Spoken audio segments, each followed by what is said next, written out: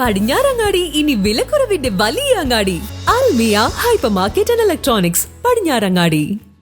Naduvattom government Janatha higher secondary സ്കൂളിലെ വായനോത്സവത്തിന് തുടക്കമായി. പട്ടാമ്പി കോളേജിലെ അധ്യാപികയും എഴുത്തുകാരിയുമായ ഡോക്ടർ സംഗീത ചേനമ്പുലി ഉദ്ഘാടനം നിർവഹിച്ചു. Naduvattom government Janatha higher secondary സ്കൂളിലെ വായനോത്സവത്തിന് തുടക്കമായി. ബുധനാഴ്ച 10:30 മണിക്ക് സ്കൂൾ ഓഡിറ്റോറിയത്തിൽ വെച്ച് നടന്ന ചടങ്ങിൽ പട്ടാമ്പി കോളേജിലെ അധ്യാപികയും എഴുത്തുകാരിയുമായ ഡോക്ടർ സംഗീത ചേനമ്പുലി ഉദ്ഘാടന കർമ്മം നിർവഹിച്ചു. ശേഷം വായനയുടെ വിവിധ തലങ്ങളെക്കുറിച്ചും വായനയിലെ രസതന്ത്രങ്ങളെക്കുറിച്ചും പ്രഭാഷണം നടത്തി. സോഷ്യൽ മീഡിയയുടെ സ്വാധീനവും ആർട്ടിഫിഷ്യൽ ഇന്റലിജൻസിന്റെ വരവും വായനയിൽ വരുത്തിയ മാറ്റങ്ങളെക്കുറിച്ചും ഇന്നത്തെ സമൂഹത്തിൽ യുക്തിചിന്തയുടെയും ഭാവനയുടെയും ആവശ്യകതയെക്കുറിച്ചും സംസാരിച്ചു. നിങ്ങള് ചിലപ്പോ എന്താ പറയാ, നമ്മുടെ വർത്താനം കേൾക്കുമ്പോ തള്ള വൈബാന്നൊക്കെ തോന്നും. പക്ഷെ എന്താ പറയാ, നിങ്ങളോട് സംസാരിച്ച കുറെ കാര്യം ഞങ്ങൾക്ക് പഠിക്കാനുണ്ടെന്ന് തോന്നാറുണ്ട്. അപ്പൊ അതുകൊണ്ട് അതിന് കിട്ടുന്ന ചാൻസ് ഒന്നും ഞാൻ മിസ്സാക്കാറില്ല.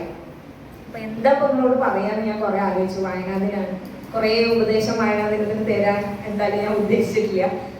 പക്ഷെ വായിക്കുന്നതിനെ കുറിച്ച് കുറച്ച് കാര്യങ്ങൾ പറയാമെന്ന് വിചാരിക്കുന്നു. ഞാൻ വന്ന് കയറിയപ്പോൾ തന്നെ കണ്ടത് ഒരാളുടെ കയ്യിൽ ശ്രീകാന്ത് കോട്ടക്കലിന്റെ ഇന്ത്യൻ യാത്രകൾ എന്ന് പറഞ്ഞ പുസ്തകമാണ്. അപ്പോൾ അത് കണ്ടപ്പോൾ എനിക്ക് സന്തോഷമായി.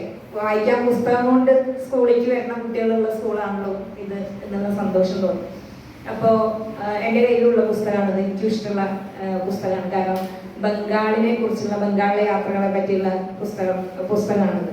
അപ്പോൾ അത് എൻ്റെ കുട്ടിക്കാലത്ത് ഞാൻ ഏറ്റവും കൂടുതൽ ആസ്വദിച്ച് വായിച്ചിരുന്നത്, ഇപ്പോഴും തന്നെ എന്നും എൻ്റെ ബാഗിൽ ഉള്ളതൊരു ബംഗാളി ട്രാൻസ്ലേഷൻ പുസ്തകമാണ് ഞാൻ ഇപ്പോൾ വായിച്ചുകൊണ്ടിരിക്കുന്നത്. മണ്ണ് എന്ന് പറയുന്ന നനി ഭൗമികിൻ്റെ പുസ്തകം.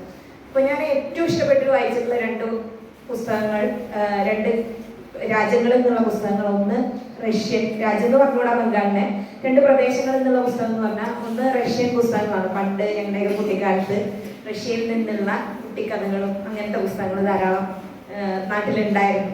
എൻ്റെ കുട്ടിക്കാലത്ത് തന്നെ സോവിയറ്റ് യൂണിയൻ എന്ന് പറയുന്ന രാജ്യമേ അവസാനിച്ചു പോയി. പക്ഷെ ഇപ്പോഴും ആ പുസ്തകങ്ങൾ ഒരുപക്ഷെ നിങ്ങൾ പലയിടത്തും കണ്ടിട്ടുണ്ടാവും. സ്കൂളിലെ അധ്യാപകരായ Sudha Thekkemadom, Ambili teacher, AV Sudha, KM Beena, J Narendran, Sreeja, Deepthi, Suresh Ezhuvanthala എന്നിവർ പങ്കെടുത്തു. കുട്ടികൾ തയ്യാറാക്കിയ വളരുന്ന അക്ഷരമരത്തിന്റെ തുടക്കവും കുറിക്കുകയുണ്ടായി. അക്ഷരമാലയും മലയാള പദങ്ങളും കവിതാ വരികളും എഴുത്തുകാരുടെ പേരുകളും കോർത്തിണക്കിയാണ് അക്ഷരമരം ഉണ്ടാക്കുന്നത്. വായനോത്സവം വിവിധ പരിപാടികളോടെ 10 ദിവസത്തോളം നീണ്ടു നിൽക്കും. രക്ഷിതാക്കളുടെ വായന, കുട്ടിവായന, അക്ഷരക്കൂട്ട് തുടങ്ങിയ വിവിധ പരിപാടികളിൽ നിരവധി സാഹിത്യകാരന്മാരെ പങ്കെടുപ്പിക്കുന്നതാണ്.